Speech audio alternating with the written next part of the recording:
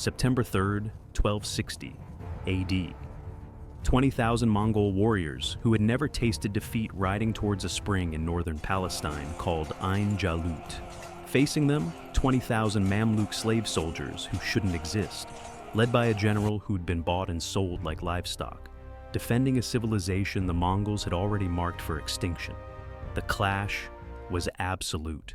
Nomadic horse archers who believed the sky god Tengri had ordained their conquest versus warrior slaves who believed paradise awaited martyrs.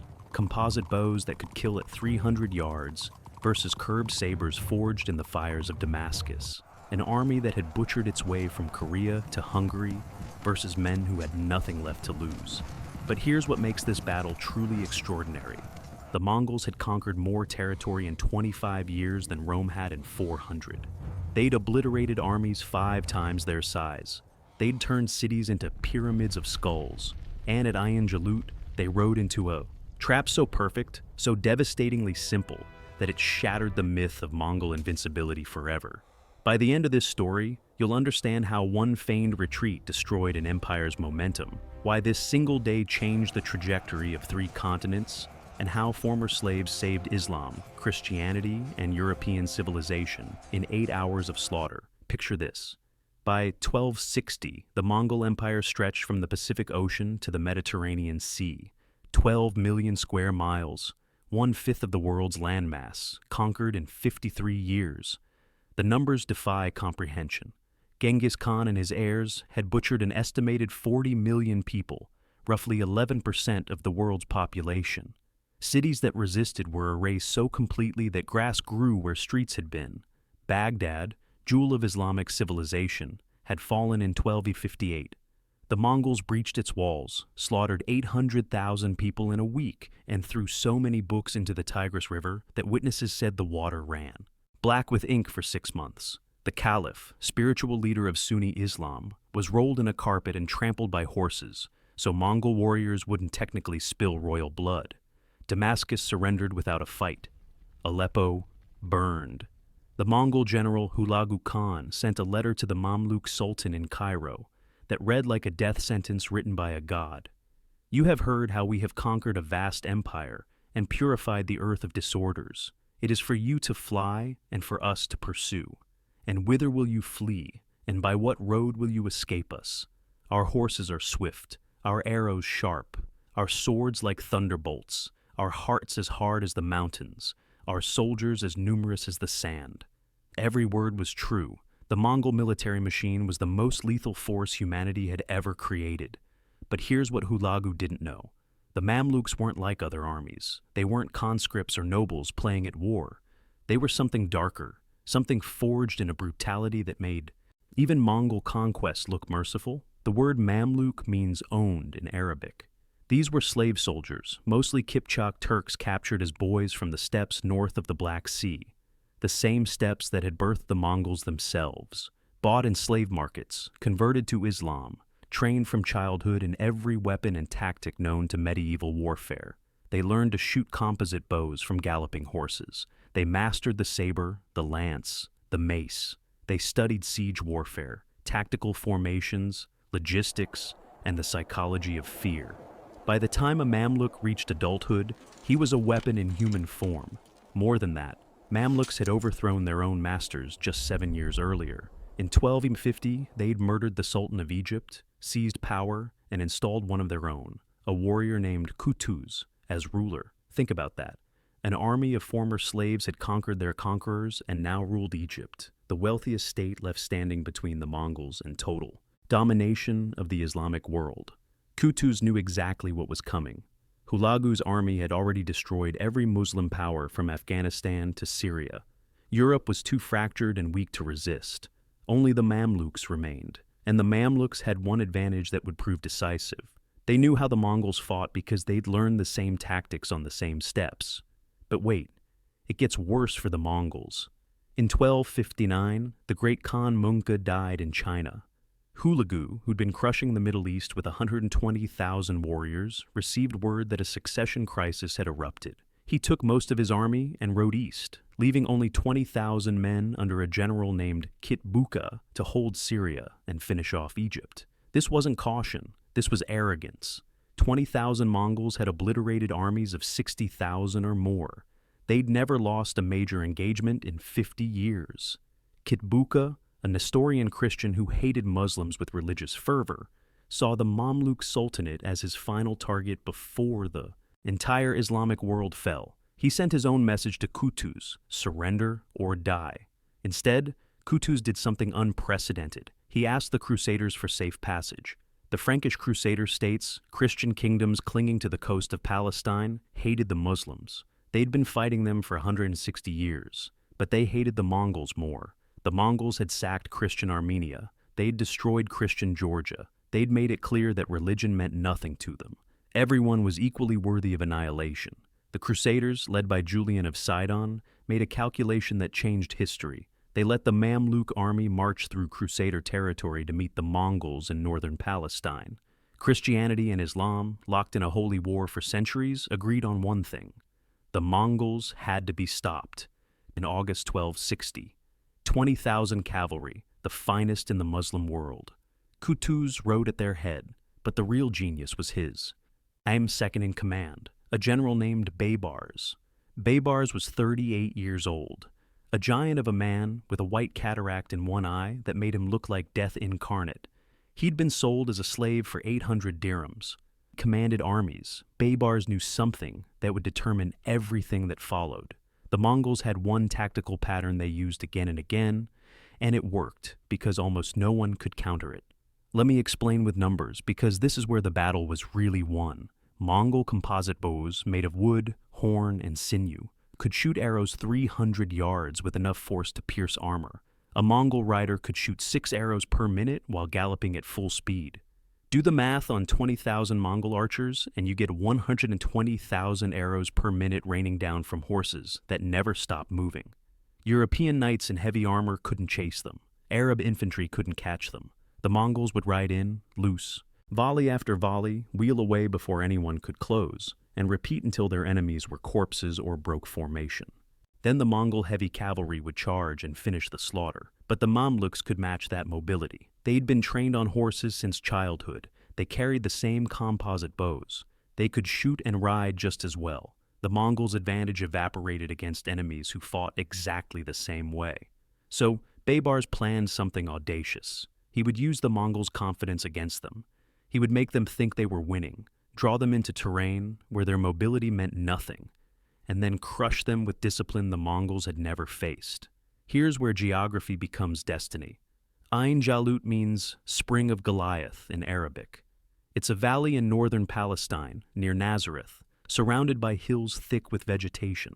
Water was scarce in September. Armies needed springs like Ain Jalut to survive. Baybars scouted the area personally. He saw the hills, the narrow valley, the single spring, and he saw the trap. On the morning of September 3rd, 1260, Baybars did something insane. He took the Mamluk vanguard, maybe 2,000 to 3,000 cavalry, and rode out to meet the Mongol army in the open field. Kitbuka saw what looked like a small scouting force and ordered his riders forward. The Mongols charged. Baybars' men shot back, arrows whistling through morning air, then turned and fled. This was the feigned retreat, the oldest steppe tactic in existence. Pretend to break, draw the enemy into pursuit, then turn and annihilate them when they're strung out and disorganized. Kitbuka knew this tactic. He'd used it himself 100 times. But here's the thing about arrogance. When you've won for 50 years straight, when you've never faced an enemy who could match your speed and skill, when you've butchered every army that dared to stand against you, you start to believe you're invincible. Kitbuka saw Mamluks running and thought they were just like everyone else, terrified, broken, already defeated. He ordered the pursuit. The Mongol cavalry thundered after Baybars, hooves pounding dust into the air, bows singing, victory already tasted. They chased the Mamluks for miles, deeper into the valley, towards the spring at Ain Jalut. And then Baybars stopped running. He wheeled his cavalry around, reformed ranks in seconds, with a discipline that stunned the Mongols, and charged. Behind him, hidden in the hills on both sides of the valley, 17,000 Mamluk cavalry emerged from the trees like a nightmare taking shape. They'd never retreated. Even now, surrounded, outnumbered in terrain that nullified everything they were good at, Kitbuka kept fighting, because to run was to admit the impossible, that the Mongols could be beaten. Baybars saw Kitbuka's standard in the center of the Mongol formation and drove towards it like a spear. The two generals met in combat, though the exact details are lost to history and legend.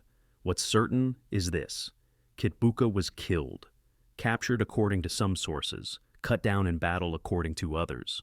Either way, when the Mongol commander died, the Mongol army broke. For the first time in 50 years, Mongol warriors turned and ran. The Mamluks pursued them for miles, cutting down stragglers, taking almost no prisoners. Because Kutus had given orders, show them the same mercy they showed Baghdad. By nightfall, the Mongol force was annihilated. Maybe 2,000 escaped. The rest were corpses rotting in the valley that killed Goliath twice. But here's where it gets insane. The battle itself was extraordinary, but the consequences rewrote the map of human civilization. If the Mongols had won at Ain Jalut, here's what happens. Egypt falls within months. The last major Muslim power collapses. The Mongols control the entire Middle East. All the trade routes from Asia to Europe, the holy cities of Mecca and Medina, Islam as a unified political force is finished. Then the Mongols turn west. Europe in 1260 was a fragmented disaster. No unified command, no professional armies that could match Mongol mobility. Just feudal kingdoms squabbling over land while Mongol scouts were already probing Poland and Hungary. In this timeline, the Mongols cross into Europe with nothing to stop them. They had already invaded in 1241 and turned back only because a Khan died, and they needed to settle succession. Now, there's no reason to stop. Paris burns, Rome burns. Every city from Vienna to London becomes a skull pyramid or surrenders and pays tribute. The Mongol Empire becomes the only superpower on 3 continents, and human history unfolds under the shadow of the steppes for centuries. But the Mongols lost, and that loss created the world we live in today. Immediately after Ain Jalut, Baybars murdered Kutus, seized power, and became sultan. This wasn't cruelty. This was Mamluk politics. Baybars spent the next 17 years consolidating Mamluk control over Egypt, Syria, and Palestine. He fortified every city. He built a postal system with relay stations that could send messages from Cairo to Damascus in 4 days. He constructed watchtowers along the coast to warn of Mongol ships. He turned the Mamluk Sultanate into a military state that existed for one purpose: make sure what happened at Ain Jalut never needed to happen again. The Mongols tried to invade Syria again in 1281. Baybars crushed them. They tried again in 1299 and 1300. The Mamluks held the line every time. The myth of Mongol invincibility was dead, and with it died the momentum of conquest. Without the psychological terror of unstoppable victory, the Mongol Empire began to fracture. The Ilkhanate in Persia converted to Islam within 50 years. The Golden Horde in Russia fought civil wars. The Yuan dynasty in China collapsed. By 1368, the unified Mongol Empire was a memory. But the consequences ran deeper. Islam survived. The Mamluk Sultanate became the guardian of the holy cities, the protector of pilgrimage routes, the military power that kept the Islamic world intact for 250 years. Without Ain Jalut, there's no Ottoman Empire rising to replace the Mamluks.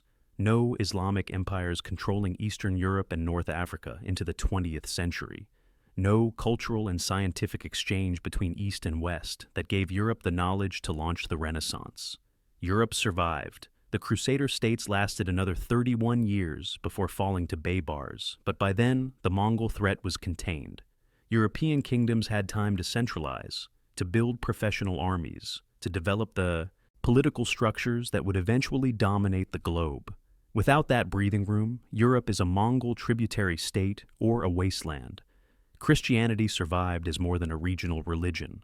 The Mongols had already destroyed Nestorian Christianity in Central Asia, turned churches into stables, forced conversions at sword point. If they'd taken Europe, Catholicism faces the same fate or becomes subservient to Mongol power. The battle also proved something that echoes through military history. Superior tactics and terrain can defeat superior numbers and reputation. The Mongols weren't beaten by better technology or divine intervention. They were beaten by a general who understood their psychology, used their own tactics against them, and had the discipline to execute a plan that required his men to run towards the enemy, then away, then towards again without breaking formation. That's not luck, that's military genius. And it came from a man who'd been bought and sold as a slave. Here's the final twist. The hidden tactic that shattered the Mongol horde wasn't complicated. It was the feigned retreat, combined with terrain selection and patience.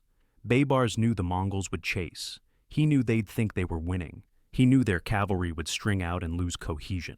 And he knew that when the trap closed, the Mamluks had the discipline to hold formation, while the Mongols, suddenly mortal and surrounded, would panic. It's the simplicity that's devastating. This wasn't some technological breakthrough or a secret weapon. It was using the enemy's strength as a weakness. If the timing had been off by 5 minutes, if the Mongols had suspected the trap, if the hidden cavalry had been spotted, Baybars and his men would have been slaughtered and the Mamluks crushed. But the timing was perfect. The discipline held. And the world changed in 8 hours. Think about the mathematics of survival. 20,000 men on each side. Thousands dead by sunset. The Mongols annihilated. The Mamluks victorious but bloodied. And from that single day, 3 continents were spared conquest. 3 religions survived as major faiths. And the trajectory of human civilization pivoted away from total Mongol domination.